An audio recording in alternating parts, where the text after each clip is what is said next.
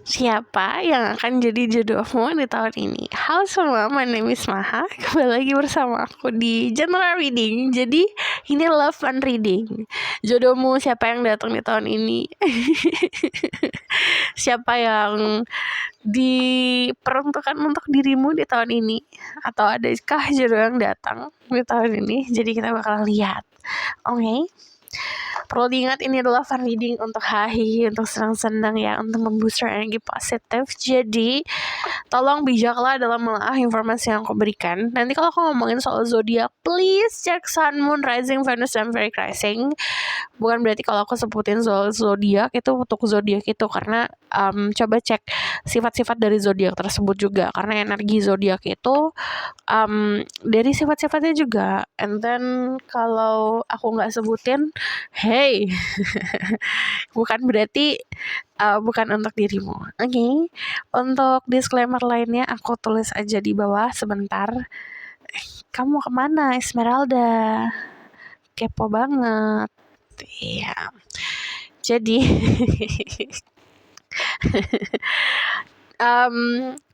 kalau untuk kamu yang baru channel aku, hai, gimana caranya? Just fokus sama energi kamu sendiri. Sebutkan pertanyaan dalam hati, siapa nih jodoh yang akan hadir. Oke, kita langsung lihat aja. Spirit guide. Aku percaya tidak ada yang kebetulan di ini, jadi siapapun yang klik video ini berarti pesannya untuk dirimu.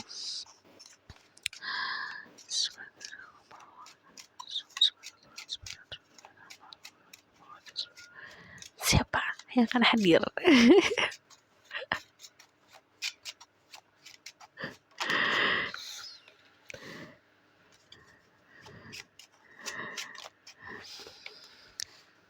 Who will come into your life?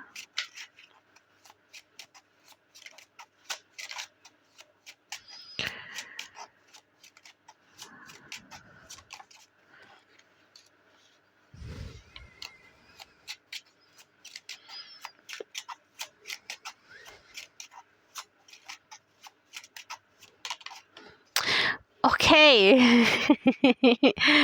Jadi di sini ada energi Five of Swords, Four of Wands, Two of Cups, and then the Two of Coins. Aku ngeliat pertama, yang kelihatan jelas adalah dia itu bakalan datang saat kamu sudah berani untuk melakukan perubahan atau keluar dari zona nyaman atau bahkan keluar dari zona healingmu gitu. Ada orang di dalam, aku nganggap healing itu kayak gambarnya kayak kepompong gitu. Untuk bisa ngeraih si jodoh, si kupu-kupu itu harus keluar dari kepompong. Tapi ada manusia-manusia yang mungkin di dalam fase transformasi terlalu nyaman di dalam kepompongnya, sudah siap untuk terbang tapi nggak mau terbang gitu. So saran dari aku adalah untuk memberanikan diri keluar sana, ngelakuin apa yang pengen kamu lakuin, karena sudah di dalam fase perubahan kehidupan. So sebenarnya masalah-masalah yang kemarin kan kita itu hidup ada beberapa yang pakai pola nih gitu. Kita ngelakuin hal yang sama, hasilnya juga kan sama. So, change something, rubah sesuatu. Karena di sini memang sudah ada perubahan. Ketakutan yang kamu punya soal percintaan sebenarnya cuma ketakutan aja. Kayak kamu ketemu orang baru, tapi ketakutannya dibawa sama orang lama gitu, dikasih sama orang lama. Itu tidak akan pernah adil gitu. Orangnya baik banget nih yang baru nih, tapi kalau misalnya kamu masih punya trauma kamu sendiri, kamu akan membuat masalah yang sama jadinya. Jadi sembuhkan dulu. Kalau sudah sembuh, beranikan diri gitu. Itu caranya. Lalu kalau ciri-cirinya seperti apa? Pertama, udah pasti ada perbedaan yang sangat jelas. Awalnya kamu tidak akan terlalu liking this person atau vice versa gitu. Jadi kamu gak terlalu suka sama orang ini atau kebalikan gitu. Tapi semakin berjalannya waktu, dari perbedaan tersebut diterima nih gitu. Kamu sama dia menerima satu sama lain. Ini ada yang perbedaan background, perbedaan latar belakang pendidikan, latar belakang keluarga, adat istiadat. Even ada yang beda warna kulit, beda lifestyle, beda pola hidup, beda pekerjaan. So di tarot ini adalah kartu favorit aku, The Two of Cups, karena ceritanya tentang Gilgamesh and Enkidu. Gilgamesh itu adalah seorang penguasa zaman dulu banget gitu. Cuman karena powernya dia besar sekali, dia kayak punya super power yang gede banget gitu, membuat dia sedikit arogan gitu. Jadi agak semena-mena nih sama orang yang di bawahnya dia. Karena dia penguasa, dia ngelakuin apapun yang dia pengen gitu. Akhirnya dewa-dewa itu memutuskan, muncullah si Enkidu inilah untuk jadi equalnya dia gitu, yang bisa ngelawan dia. Cuman kalau Enkidu ini mungkin tinggalnya di um, tempat yang liar gitu. Jadi mannernya mungkin tidak sama Gilgamesh, tapi saat ketemu si Enkidu ini punya moral yang cukup kuat. Dia melihat apa yang Gilgamesh lakukan itu mungkin tidak sesuai sama moral yang sesungguhnya seharusnya manusia lakuin gitu. Jadi akhirnya ditantang lah gitu. Fighting tuh berhari-hari gitu. Walaupun si Enkidunya kalah, tapi akhirnya Gilgamesh menyadari kalau oke, ada orang yang mungkin sepadan sama diriku gitu. Akhirnya mereka itu punya respect satu sama lain. Si Enkidunya memahami kenapa Gilgameshnya arogan, dan Gilgameshnya menyadari kenapa ada Enkidu gitu. Jadi akhirnya karena ada respect itu mereka berteman gitu. Akhirnya punya pemahaman satu sama lain untuk menerima kekurangan dan kelebihan satu sama lain. Nah, dari pertemanan tersebut, sisi baiknya Enkidu ketular ke Gilgamesh, dan sisi powerfulnya dan kepintarannya Gilgamesh ketular sama Enkidu gitu. Jadi mereka saling bekerja sama dan akhirnya menutupi kekurangan masing-masing dan menonjolkan kelebihan masing-masing gitu. Dan pokoknya ceritanya tuh panjang sampai akhirnya membuat si Gilgamesh yang tadinya arogan itu memahami kalau oke, kuasa Tuhan itu ada gitu. Jadi kalau aku lihat pertemuan kalian itu mungkin menginspirasi bukan hanya untuk secara social life atau materi dan bisnis dan pekerjaan, tapi secara spiritual juga gitu. Kamu mungkin akan memberikan pemahaman spiritual sama dia, atau memberikan dia inspirasi untuk mengejar spiritual juga, dan vice versa. Mungkin dia akan menginspirasi kamu untuk secara karir bakal lebih bagus, atau vice versa, terbolak-balik. Jadi kelebihan yang kamu punya itu akan sangat ngebantu dia, dan kelebihan dia akan sangat membantu dirimu. Dari perbedaan kalian itu yang mungkin bertolak belakang dari segi pemahaman atau bahkan pemahaman soal agama, tapi akhirnya kalian akan mempunyai jalan yang sama gitu. Indah sekali gitu.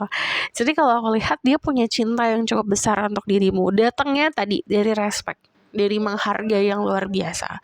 Kamu adalah orang yang paling dia hargai di dalam hidupnya dia. Aku lihat dari energi The Four of Wands sendiri, mungkin dari segi usia atau dari segi kedewasaan ini 11-12 sama dirimu. Konsep usia tuh bukan hanya usia secara umur ya, kalau aku lihat itu dari secara energi juga gitu. Kesiapan untuk menikah itu cukup jelas kalau aku lihat. Energi The Four of Wands mungkin saat ketemu bakalan sat-sat yang arahnya mungkin ke arah pertunangan atau arahnya untuk mengikat secara official lah gitu.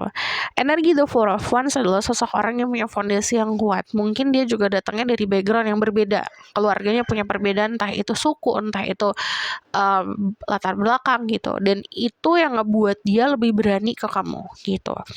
Kalau aku lihat energi The Four of Wands sendiri saat ketemu itu bakalan banyak hal positif dari orang-orang sekitar sih. Kalau aku lihat dapat agreement, dapat congratulation dari orang-orang, diselamatin sama orang-orang kalau kamu sama dia gitu. Nah, aku lihat dari energi Two of Cups, walaupun dari elemen kalian berbeda, aku ngelihatnya saat ketemu itu, walaupun dua-duanya powerful, aku ngelihatnya benar-benar bisa selaras gitu. Jadi dia tidak akan mengekang diri kamu tidak akan mengekang dirinya. Aku lihat dari energi Two of Coins mungkin ada perbedaan sedikit dari entah itu dari usia secara umur gitu, tapi kalau aku lihat nggak terlalu banyak. Nah, energi The Two of Coins dia adalah sosok orang yang tanggung jawabnya besar banget. Jadi kemungkinan kamu dealing sama sosok orang yang kerjaannya lebih dari satu atau bahkan punya pekerjaan yang tanggung jawabnya banyak gitu. Aku ngelihatnya kalau dari segi physically unik sih orangnya. Jadi bisa keunikannya di dirimu nih karena vice versa ya. Keunikannya bisa di diri kamu dan dia jatuh cinta sama keunikan dirimu dari style kamu dan segala macam. Cuman yang tadi aku bilang, mungkin dari segi style dan lifestyle cukup berbeda sama dirimu. Itu contoh kamu orang yang cukup casual, berarti dia orang yang bertolak belakang sama dirimu. Mungkin dia suka barang-barang hedon, mewah dan segala macam. Gitu. Jadi ini tergantung dari dirimu. Kalau kamu suka barang-barang branded yang kalau pakai dari atas sama bawah itu mesti pakai brand-brand yang tulisannya gede-gede gitu, kamu akan dealing sama sosok orang yang modest, sederhana gitu. Atau kamu orang yang sederhana, kamu akan dealing sama orang yang sukanya barang-barang yang luxury gitu. Jadi perbedaannya coba berkaca dulu sekarang. Di sini kamu bisa dealing sama energi Pisces, Scorpio, Cancer. Di sini banyak elemen soalnya. Aku tidak bisa menentukan salah satu yang cukup strong, but energi fire cukup besar, energi air juga cukup besar. Cuman aku ngelihatnya karena dia sudah punya kedewasaan, mungkin dia bakalan embody sosok orang yang punya earth sign gitu. Taurus, Virgo, Capricorn. Cukup dewasa tapi punya semangat juga kayak energi fire, Aries, Leo, Sagittarius. So, the bottom of the deck ada energi di Chariot. Ini adalah orang-orang yang mungkin kerjanya di pemerintahan atau kerjanya itu punya pekerjaan lebih dari satu gitu. Mungkin ada tanggung jawab di keluarga, entah bisnis keluarga atau meneruskan nama baik keluarga atau bahkan pekerjaan yang sesuai sama hobinya. Jadi The Chariot itu adalah sosok orang yang punya kesuksesan di karirnya dia gitu. Dia punya nama baik yang harus dijaga. Ini nama baiknya bisa diturunkan dari keluarga atau dia bikin sendiri, jalan sendiri. Cuman kalau aku lihat dari energi The Chariot sendiri, kamu dealing atau berurusan sama orang yang punya mobilitas yang tinggi gitu. Dia nggak akan hanya kayak aku pergi ke kantor di sini dari jam 9 sampai jam 5 di situ aja, enggak.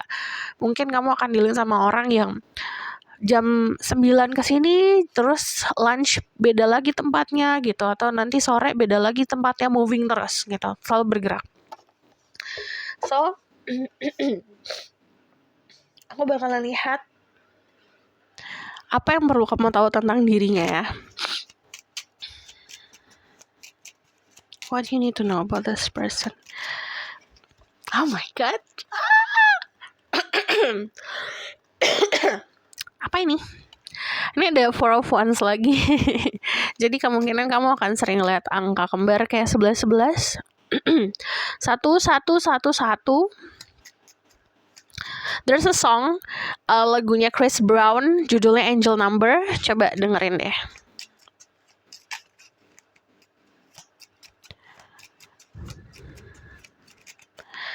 What do you need to know about this person?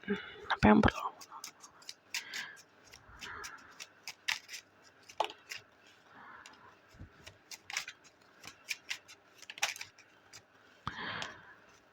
Who is this person?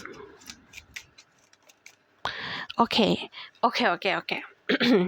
Yang perlu kamu tahu tentang orang ini, dia sudah punya pengalaman yang cukup bagus dan baik sebenarnya untuk di percintaan atau di komitmen. Dia orang yang sangat kepo, orang yang mau belajar, rasa penasarannya cukup tinggi, terutama tentang dirimu. Cuman memang kalau aku lihat pembawaannya itu elegan, berwibawa gitu. Aku ngeliatnya juga cara dia berjalan, cara dia ngomong, cara dia duduk, cara dia makan, apapun yang dia lakuin. Nah, itu kelihatan elegan, kelihatan kayak mannernya sangat bagus gitu. What I see di sini, dia dengan sangat mudah tahu cara untuk mencintai dirimu. Jadi kayak dia punya kunciannya aja gitu. This is new person. Yang perlu kamu tahu tentang dia adalah dia orang baru dalam hidupmu. Kamu belum pernah punya relationship apa-apa sama dia, belum pernah punya komitmen, belum pernah punya ini dan itu sama dia. This totally new. Yang dia kasih ke kamu juga sesuatu yang baru gitu. Cara baru soal percintaan. Atau gaya baru di percintaan. But what I see, orangnya semangat banget soal pekerjaan, tapi mungkin kalau percintaan a bit pasif. Dia orang yang suka mengobservasi, suka kepo. Jadi contoh misalnya kamu gak ngomong apa-apa, dia berusaha untuk mencari tahu sendiri sih gitu, tentang apa yang kamu sukai gitu, dengan cara mengobservasi. Contoh misalnya kayak kamu lagi minum, terus tiba-tiba kayak mata kamu mengerut gitu karena ternyata minumnya mungkin kemanisan. Dia langsung bisa memahami, oke, kamu gak suka manis nih gitu. So next time saat dia pesenin kamu minuman itu gak akan terlalu manis gitu, tanpa kamu kasih tahu gitu. Dia kayak nangkep sinyal itu. Jadi sweet sih kalau aku lihat. So love language-nya mungkin lebih seperti kayak bisa act of service or physical touch gitu. Ya, kebanyakan act of service ya. Jago banget ya. And then what I see, dia adalah seseorang yang cukup punya keberanian sebenarnya. Even dia small, even dia kecil, dia ngelawan yang besar, dia berani gitu. Karena dia tahu dia punya moral yang cukup baik. And then iya, ini sinyal dari semesta sih, kamu kalau ketemu sama dia mungkin orang-orang sekitar kamu kayak bakalan sangat-sangat supportive gitu. The bottom of the deck ada Death. You may be dealing with Scorpio juga. Dia punya sisi misterius. Oke, ini a bit complicated. Complicatednya gini, saat kamu ketemu sama orang ini, mungkin ada sisi kamu yang langsung ngejudge orang ini gitu. Saran dari aku, jangan langsung ngejudge. Kenalin lebih dalam dulu gitu. Kenalin gak sehari, 2 hari, seminggu, 2 minggu. Kenalin lebih dalam lagi, karena kayak kamu ngebuka layer bawang bombay gitu. Dia tuh berlapis-lapis gitu, sampai di tengahnya tuh cukup apa ya, butuh proses, butuh waktu dan keterbukaan dari dirinya sendiri gitu. Yang aku lihat dari energi that sendiri, sinyal tadi dari semesta, ini hidup kamu bakalan banyak perubahan saat ketemu sama dia. Putuskanlah apa yang harus diputuskan, lepaskanlah apa yang harus dilepaskan, pergilah dari tempat yang bukan untuk dirimu gitu, atau move ke tempat yang lebih baik gitu sarannya. So aku bakalan lihat dari sini, this is love message-nya for you. Coffin, see? Ending, bring new beginning, growth, change, liberation, transition. Ini kan banyak perubahan. Coffin itu is like ini udah harusnya selesai gitu, udah harus ending ya harus di ending gitu. Yang harusnya ditutup ya ditutup. Konsepnya kalau Coffin kan ini apa ya, bahasa Indonesia tuh peti mati gitu. Yang ditaruh di peti mati apa sih? Sesuatu yang sudah tiada, sesuatu yang memang harusnya selesai gitu. Jadi yang memang harusnya dilepaskan untuk sesuatu hal yang baru dimulai, yang lama harus diakhiri gitu. Addiction, codependence, obsession, possession, controlling, has block, and restraint. You might be dealing with someone yang possessive juga. Ada sedikit sisi obsesinya atau ini dirimu. Coba belajar untuk detachment, lepasin, biarkan, legowo gitu. Jadi jangan terlalu terobsesi, jangan terlalu bergantung, jangan terlalu nempel banget gitu, jangan terlalu mengekang. The runner in codependent relationship for intimacy and listening to ego. Gini, untuk kalian yang punya kebiasaan untuk lari, kalau ada orang yang terlalu obsesi atau orang yang terlalu ngejar kamu banget, akhirnya kamu kabur tuh gitu. Coba dirubah deh gitu. Sometimes coba untuk accepting itu gitu, atau vice versa. Jangan terlalu dikejar. Unconditionally loving, giving, receiving affection, falling in love. Yang tadi aku bilang, ini konsepnya adalah cinta. Kayak kamu adalah sosok orang yang sangat dihargai. Dia mencintai dengan unconditional, tanpa kamu ngapa-ngapain gitu. Without kamu harus ngasih ini dan itu. Dan kalau aku lihat giving and receiving itu harus balance. Jadi menerima dan memberi gitu. Belajar untuk menerima cinta dulu. Kita bakalan lihat dari Romance Angel seperti biasa, baru nanti aku bakalan lihat cherry-cherry-nya.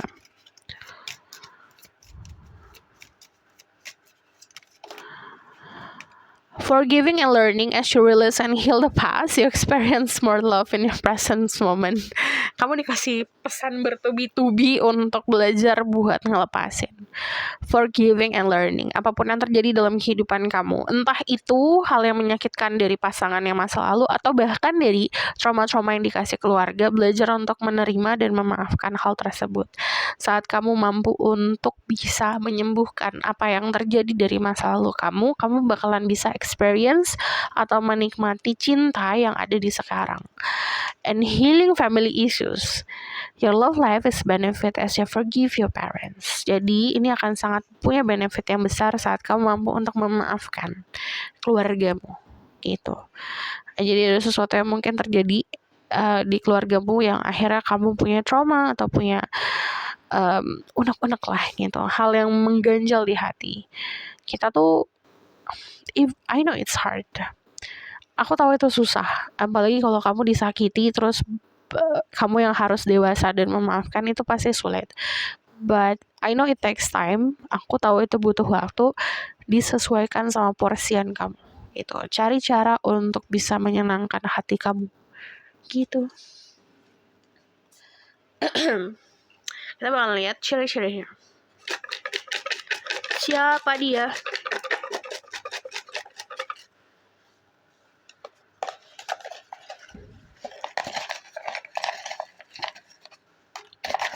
Who's this person?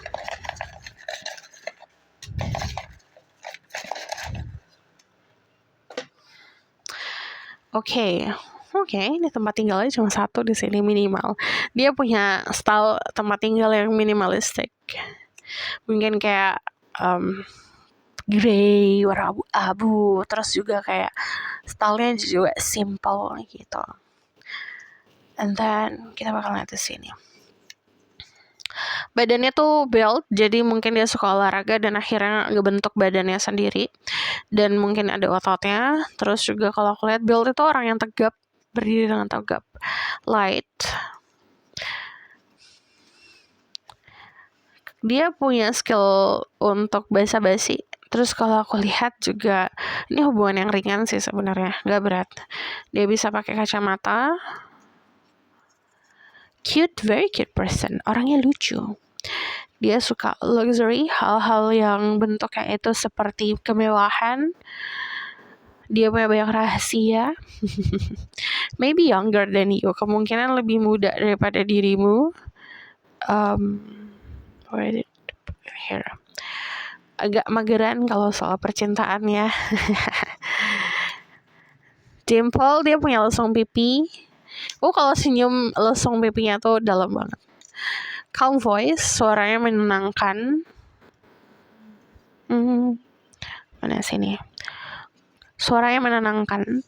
Terus juga spiritual. Orangnya punya pemahaman spiritual yang cukup baik ya, kalau aku lihat. Terus di sini ada you make me feel special. Kamu membuat dia merasa special dan vice versa. Dia membuat diri kamu ngerasa special.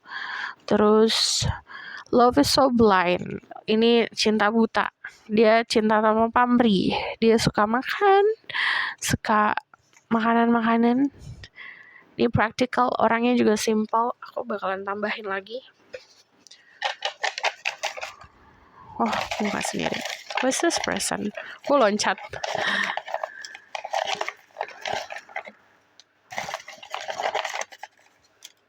Oke. Kita lihat yang loncat dulu. Energetik, dia punya energi yang besar. Dia orang yang cukup semangat juga soal tadi ngeraih karir dan segala macam atau suka olahraga gitu. Cuman kalau soal percintaan ya udah sosok agak pasif ya. Orangnya juga strong, kuat, pemahaman yang kuat. Orangnya juga secara physically kuat. Spicy. Dia suka makanan yang pedas, tapi kalau aku lihat kadang-kadang mulutnya juga pedas. Sweet. Ini ada perbedaan. Jadi gini, kalau aku lihat dia tuh bakalan galak sama orang lain tapi very sweet to you gitu, sangat manis sama dirimu gitu. Jadi aku ngelihatnya mungkin duality ya jatuhnya. Kalau orang lain mungkin dia bakalan keras, ke kamu bakalan soft. Cuman memang awal-awal saat ketemu kamu bakalan ngeliat kerasnya gimana. Rumahnya tuh modern, kemungkinan juga di dataran tinggi atau rumahnya cukup tinggi, ada ada beberapa lantai, cuman kalau aku lihat di sini orangnya a bit keras kepala. Agak keras kepala. Enggak agak sih, emang keras kepala. Dia sangat menghargai culture. Very cultural gitu. So, bakalan lihat the outcome of the situation. Getaran cinta.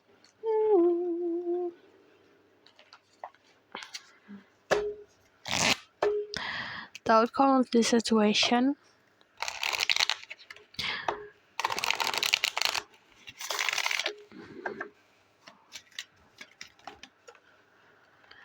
Ada the King of Pentacles. The outcome of the situation.